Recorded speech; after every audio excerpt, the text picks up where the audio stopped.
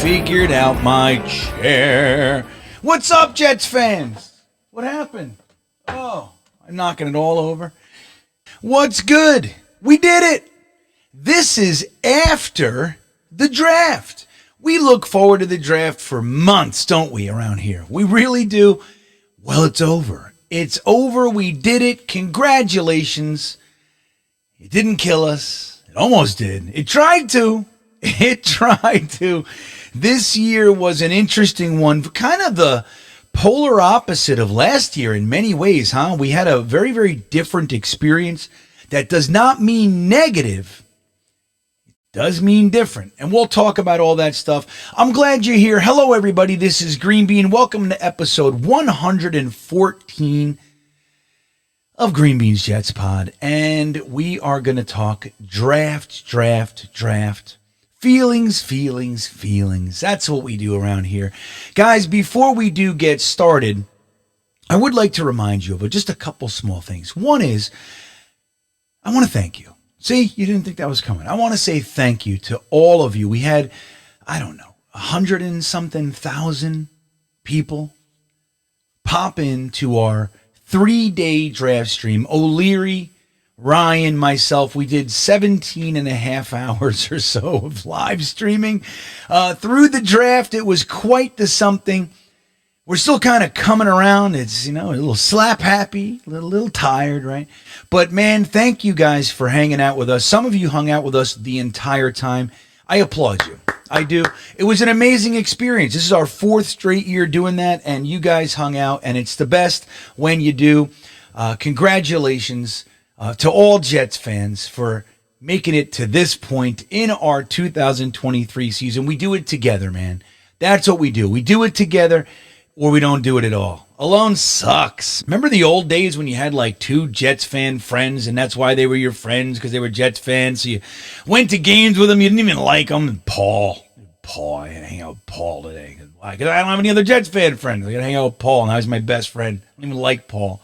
So it was like that for a long time. Now it's not that way. We can hang out. We bring in people from Iowa, Florida, Texas, all over the place. Come and hang out with us. It's the best. The UK, Ireland, Malaysia, South America, Australia, New Zealand. It's amazing what we have available to us these days. I, for one, am grateful. So thank you to all of you Jets fans that come and hang, and particularly hung out with us this last weekend, this draft weekend. It was amazing. The other thing, guys, if you haven't already, go ahead and give me them milk thumbs. Yeah, milk thumb time.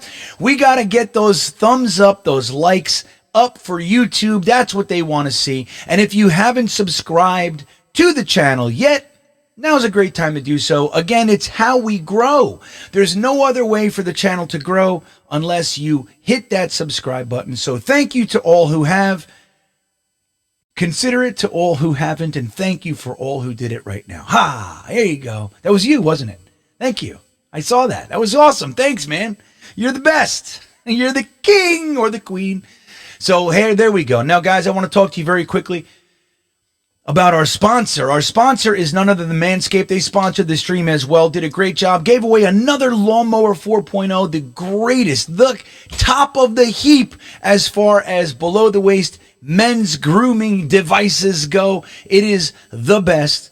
We had one lucky winner take one of those home during the stream, and I thank Manscaped for that. Guys, they are the absolute best. But the thing is, below the waist, they have that unlocked, but they've gone up to the face to start helping us take care of our beards. The Beard Hedge Trimmer is the newest device coming out of the Manscaped team, and it is stellar. As a matter of fact, I still have it right here from the stream. Look at this thing. Here we go. Comes in this awesome Manscaped box. Look at it. I couldn't do it. I was trying to do 2001 Space Odyssey. It didn't work. Here, oh, look at that thing. See this wheel right there? All of these attachments right in that wheel. You no longer need any attachments. This thing is amazing. The Beard Hedger Trimmer. Guys, you can save 20% and get free international shipping by doing a very, very simple thing. Go to the website, pick what you like, get the Beard Hedge Trimmer, the Lawnmower 4.0, the Weed Whacker, and when you get to checkout, don't forget to type in Green Bean into that promo code spot, and they will take 20% off. Just like, it's amazing. 20% free shipping just by using the word green bean. Come on. It's great. Come on. It's the best thing going. Guys, everybody that uses the products loves them, and you can save some money. There you go. Manscaped.com, and thank you to Manscaped for sponsoring Green Beans Jets Pod. So let's do this. This is episode 114. We usually talk about a player. There's no player that wears number 14. I do have a nifty little list of all the players that have done it. You want to know who? That's what we'll do this week. We'll talk about all the 14s. Interestingly enough, one of these guys was actually mentioned in this year's draft. I haven't seen his name on a television screen in decades. None other than the heir to Joe Namath, Richard Todd, one of our first round draft picks. He wore the number 14 from 76 to 83. We even had Troy Taylor, before he settled on 11, had number 14, another quarterback. Chris Owusu in 2014 had the number 14. Neil O'Donnell, remember that guy? Big old flubberoon. He wore the number 14 for us from 2014. I'm sorry, from 1996 and 97. Tom O'Connor wore it. DJ Montgomery wore it for a minute there in 2021 and 22. Greg McElroy from Bama, remember him? We had high hopes for him. He didn't do much. He wore it in 2012. Jeremy Curley even wore the number 14 in 2017. Remember, Todd Bowles brought him back. He didn't want Jeremy Curley, but he brought him back, and he wore the number 14. Keon Hatcher, don't remember him. 2019, he wore it. Glenn Foley, before he settled on number 4, wore the number 14 in 1994. Ryan Fitzpatrick in 2015 and 16. We also had Greg Zuerlein, who wore it for a minute before he settled on 6. And the newest, the most recent success story, wearing the number 14, which when I was a kid was the quarterback number. For me, it was just growing up with Richard Todd. 14 just seemed like the perfect quarterback number for me. But none other than Sammy Boy himself, Sam Darnold, wore the number 14, was a resounding success for the New York Jets, as you know. And that, as they say, is that. There it is, all the 14s for episode 114 of Green Beans Jets Pod. Now let's dive right into our draft picks and see how we feel a couple days later in the news of the week.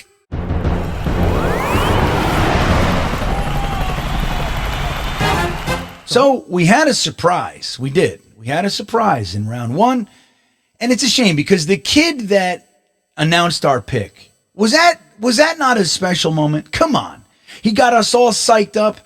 Kyle Stickles, I think his name is. Forgive me if that's a little bit off, but he rocked the house. He showed the world that even at that age, Jet fans, we're different. We're a cut of a different cloth. We're a little bit different than you. Yes, you're passionate. You're wearing a Chucky mask, or you got a Chiefs cowboy hat on, or you got a Dallas Cowboy flashlight helmet. Whatever it is that you're doing, that's all well and good. It's all the same.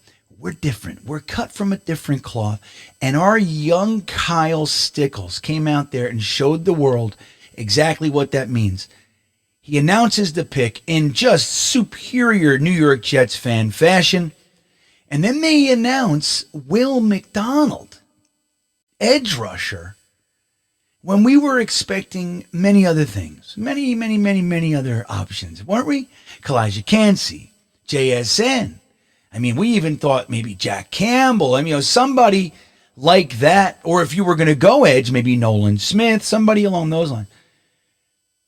We still had Anton Harris in there. A tackle I like very much. I like him better than Darnell Wright. So, I mean, it was interesting to see the Jets go with Will McDonald. And the truth is, we were surprised. Look at this. Pick in the 2023 NFL Draft, the New York Jets. Jets. Come on! Select Will McDonald, linebacker, Iowa State. Let's go! Wow. All right. What the hell just happened? I didn't see that coming. Can rush the passer, set a school record. But the good news is that he's a complete freak. I mean, maybe not the position we were wanting, right? The truth is, in all of our mocks leading up to the draft, We kind of pushed edge to the side a little bit because we thought we just drafted one last year. It's one of our strongest units. We have depth. You know, we have Jermaine Johnson. We got Carl Lawson. We got Michael Clemens. We got Bryce Huff. We have JFM. We have a rotation there. And it just didn't seem like the best way to support Aaron Rodgers. But if they had him as the best guy on their board, you have to applaud that discipline. Looking at him in further detail, he's an exciting guy to bring up. And I'll raise a point. We talked about it a little bit on the stream. It's very important to remember this. The Jets as an organization, no matter the GM, the coaching staff, what have you, we have all but ignored the edge rusher position since John Abraham. We brought in a couple guys. You know, Quentin Coples might be able to fill it. You know, Leo was a 3-4 defensive ends, a little different. But we were complaining about this for years and years and years. Now, last year we go ahead and we trade up and we get one. Before that, before we traded up for Jermaine Johnson, I was upset. Even though the players that we brought in were great and we loved them and all, it was like, I can't believe we did it again. We get an edge rusher late in the first last year, and then we do it again this year, and we're mad. We're mad. One is all we wanted. It's like it's a funny thing. And that's kind of the shift of thinking that I'm having. It's like, hey, it's a premium position, maximum impact. If this guy is as good as Robert Saleh and crew think he is, and he looks the part, man, he's going to be an exciting person to add to our rotation. Now, again, you know, the problem is, what is he going to play? 30% of the snaps or something? Who knows? Who knows what we do? But if he gets impact, then it's worth it, because what is the best thing for a defense to do? What's the best thing? Turnover, right? What's the best kind of turnover? Is it an interception, 18 yards down the field? Or is it a strip sack at the line of scrimmage or behind the line of scrimmage? Maybe a ball rolls 15 yards. That's the best thing that a defense can do. Then you got pick sixes and stuff like that. But it's the turnovers are what we're looking for. This guy happens to be proficient at getting to the quarterback and getting the ball out of the quarterback's hands.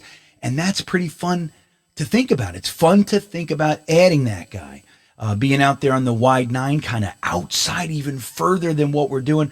He has the speed to get around the edge and make it to the quarterback. And then obviously getting the ball out of his hands, he's exceptional. So bringing him on, it makes a bunch of sense. It's exciting if we all weren't kind of zeroed in another direction, I think.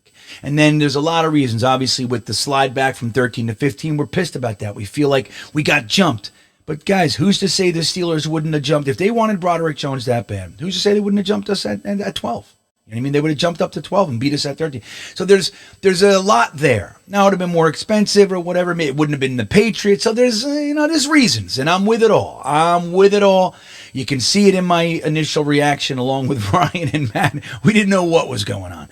So it was surprising for all of us. But I think upon further review, it's a very strong pick, particularly if they like him. And you see what Robert Saleh said afterwards. He talked about back in Seattle. He said, look, we used our first 3 picks on Bruce Irvin, Wagner, and Russell Wilson. And we got a D. Anybody talking like that now? Nobody. And that's the whole point. You don't worry about that sort of stuff. You trust your evaluations, your draft board, and you do what's best based on your work. That's what you do. And that's what they did. So it's exciting. Now, we followed that with a great pick. Now, interesting again, because Tippmann, the center, the position we love, we all liked Tippmann, but the number one guy on many of our minds was John Michael Schmitz. He was sitting right there, and now John Michael Schmitz goes over to the Giants, so we're going to get to see. We're going to know firsthand which one of these guys comes out of the gate better and has the better career. We're going to know. It's going to be right on our radar. It's going to be rubbed in our face one way or the other. Either we're the heroes or we're the zeros. It's going to happen that way. Would I have taken Schmitz over Tippmann? Yes. Am I upset by the Tippmann pick? I'm not. I mean, I was told last week the Jets love Tippmann. They like him significantly more than people are thinking. The word I got was that he was their number 2. Turned out he was their number 1. Great pick, and I think we like that. Our reaction was a little bit better for that one. With the 43rd pick in the 2023 NFL Draft, the New York Jets select. There we go. We'll take it. Center, Wisconsin. Beefy. Oh, all right, okay. There we go. Little bait and switch. Little surprise. So then we follow that with, I'll tell you, man, this Joe Douglas guy, you can just see he's business. He doesn't let emotions get involved. Me, Pittsburgh Steelers want to call me at 112 and trade up. I'm saying, get out of here. You screwed me earlier. Beat it.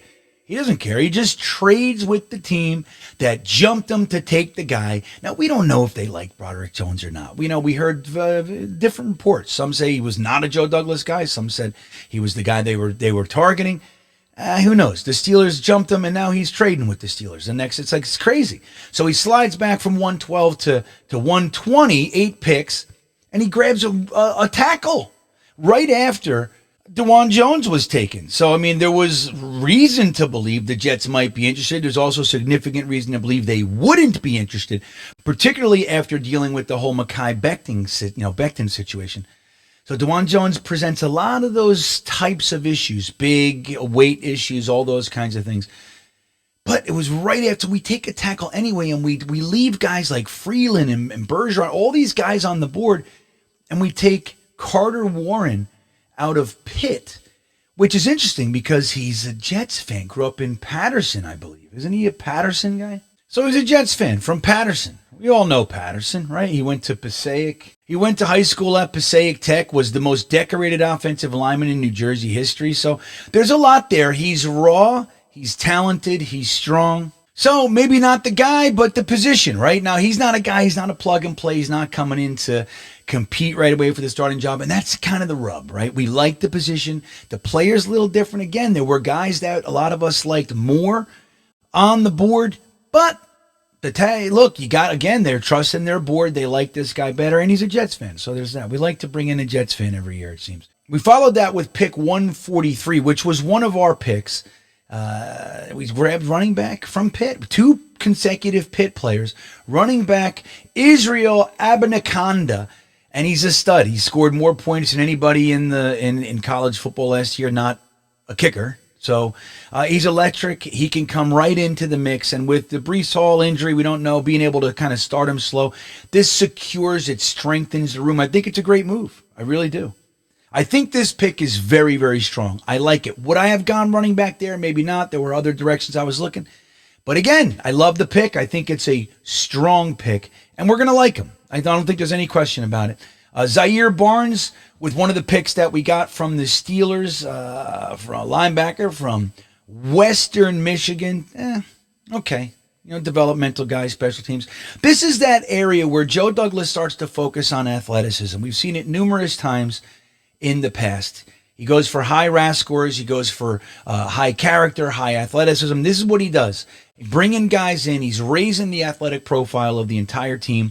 And I think it's smart. We've seen guys like Michael Carter II, Jamie Sherwood, even Jason Pinnock, that he's not on the team. Jonathan Marshall was plucked. He was a perfect 10 RAS score for a defensive tackle. So there's those types of players that Joe Douglas likes to bring in when we're taking the dart throw picks in the 5th, 6th, 7th round types of picks. Athleticism is king, and that's what he does in character. Team captains, he's going for those types of guys. Zaire Barnes fits that mold. He followed that in round 6 with pick 204. Now, we traded back from pick 170, and we got 204 and 220, which is interesting. It's like we don't usually take 7th round picks in Joe Douglas's tenure, but we got one in the trade. We went with LSU cornerback Jarek Bernard-Converse, who more than likely is designed to move to safety. That's what they're going to do. It says cornerback. He struggles in coverage, but he's got lots and lots and lots of positive traits, just not coverage. So we're not going to leave him at cornerback, most likely. This is kind of the Lamar Jackson type of Jason Pinnock, Lamar Jackson. It's that type of mold. You see this. Joe Douglas, Robert Saleh, they like to bring in a safety and make him a linebacker. They like to bring in a cornerback and make him a safety. This is what they've been doing, and it falls right in line with that. I think it's a strong pick, too. It's a good shot. Very high-level athlete. And then we followed it. We ended the draft with tight end Zach Kuntz, who, by the way, has the highest athletic score of any tight end ever. Can you believe it? Ever. Now he's got problems too. You don't have that going into the draft and make it to the 7th round without issues. He has them. One of the big issues is they say that he's kind of on the lazier side a little bit. Maybe not all the way lazy, but he has these lapses where he just kind of relies on his size, athleticism, all that sort of stuff. So they're going to have to motivate this guy. Good news is we have Robert Saleh, who's a motivator. It's what he does.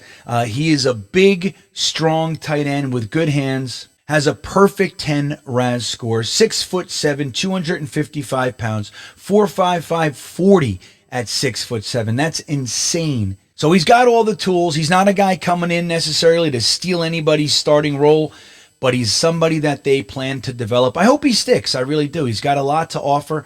And I don't know what this means for the Yeboahs of the world. I don't know. But we brought him in, and it's nice. Now, the undrafted free agent class, we brought in 16 guys.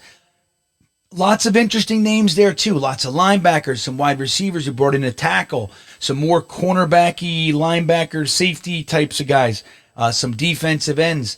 So we got a nice group. 16's a lot. I wouldn't marry any of these guys hoping that they're going to be long-term Jets because it's unlikely. I mean, a lot of these guys might be the first to go. But they're here, man. So we have in total 7 picks, 16 draft picks. It's 23. That's 23 new players that the Jets brought into the fray this weekend. And that is the news of the week.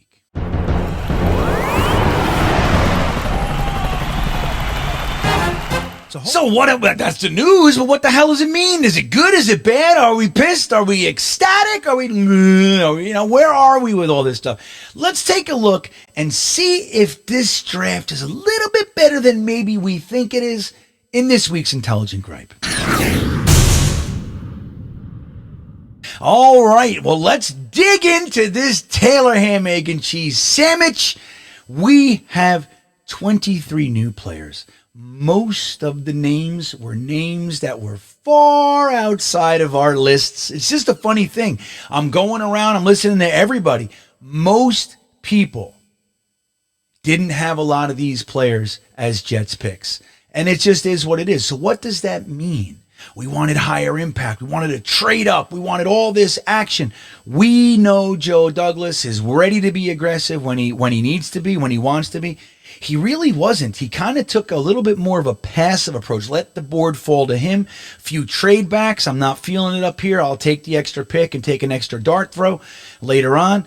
So what does it mean? What does that mean? Is Joe Douglas sleeping at the wheel? Is he tired? Did he get starstruck by Aaron Rodgers? He's doing what the Packers did and just kind of let Aaron Rodgers run. We have Aaron Rodgers now. We don't have to do anything. We don't have to pay attention to the offense. Is that what he's doing?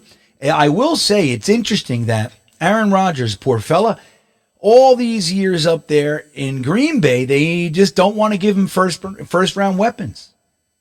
They don't take if they do offense in the first round, it's a tackle or somebody. And they the last 9 years, it was defense.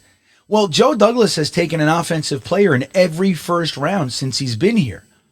Until Aaron Rodgers gets here, and then he goes all Green Bay on him, and he reaches in some people's minds for a defensive end, an edge. What is the deal? So we have a lot of confusion, a lot of feelings about this. We wanted to give Aaron Rodgers the most power that we could behind his punch. All right, well, so what does it mean? You look at our previous drafts when we're trying to grab a quarterback, right? Or a tackle or a guard. These guys are starting without question. You know they're coming in to start. There's not even there's no debate. We're looking into the 3rd, 4th round. I mean, Michael Carter was a 4th round running back, and we all knew this guy's starting. This guy's our starting running back. That's been our experience the past, however many years. Quinnen Williams, we need him to be great right out of the gate. Darren Lee, he's got to start. It doesn't matter who it is. We're bringing them in to start and hopefully make a difference on the team immediately. That doesn't seem to be what the Jets are doing. Sure, Tippmann is more than likely going to end up being our starter. More than likely. if not, we have Connor McGovern, so he doesn't have to be rushed if he's struggling or whatever. We have Connor McGovern. We know what the floor is there.